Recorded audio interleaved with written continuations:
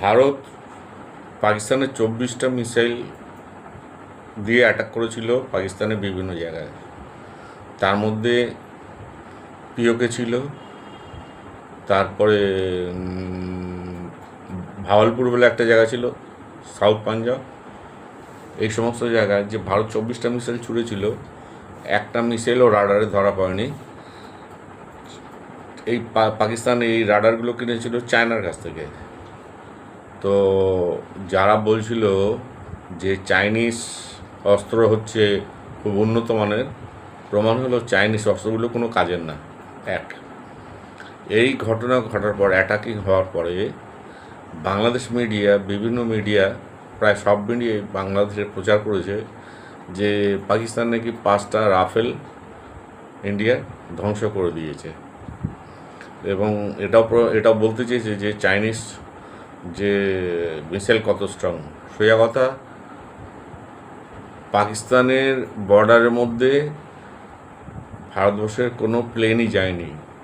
ভারতবর্ষ যে অ্যাটাকগুলো করেছিল সেটা রাফেল থেকেই করেছিল, এবং সব কটা রাফেল ইন্ডিয়ার আকাশে উড়েই টার্গেট ঠিক করে মেরেছে, এবং সব কটা টার্গেট একদম 100% জায়গায় লেগে গেছে, ঠিক মতো টার্গেট হয়ে লেগে গেছে। এটা পাকিস্তানের একজন ভিডিও ছেড়েছে, সোশ্যাল মিডিয়া দেখে নিতে পারবেন। এখন কথা হচ্ছে যে বাংলাদেশের এই মিডিয়াগুলোর এত কিসের কষ্ট পাকিস্তানকে অ্যাটাক করার পর আমার মাথায় ঢুকছে না।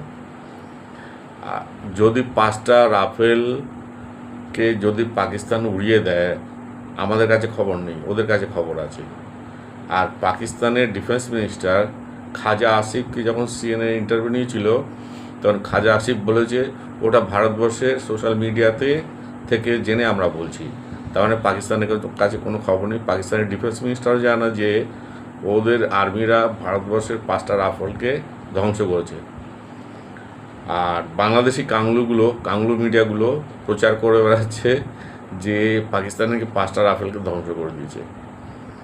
আর যারা এই সমস্ত খবর ছড়াচ্ছে তাদের জন্য বলি, কালকে পাকিস্তান চেষ্টা করেছিল অ্যাটাক করার জন্য। 2টো প্লেন পাঞ্জাব বর্ডারে পড়েছে, আর 3টে প্লেন পাকিস্তানের বর্ডারে পড়েছে। আর সোশ্যাল মিডিয়াতে যে ছবিগুলো দেখা যাচ্ছে, এইগুলো হচ্ছে কোনোটা 8 বছর আগের ভিডিও, কোনোটা 4 বছর আগের ভিডিও। কোন ভিডিওগুলো এই পাকিস্তান মিডিয়া সোশ্যাল মিডিয়াতে ছড়াচ্ছে, আর বিভিন্ন মিডিয়াগুলো এইসব ছবি দিচ্ছে। তো ব্যাপারটা হচ্ছে, আপনারা যারা দেখছেন এগুলো দেখে কোনো লাভ নেই, এগুলো হচ্ছে ফেক।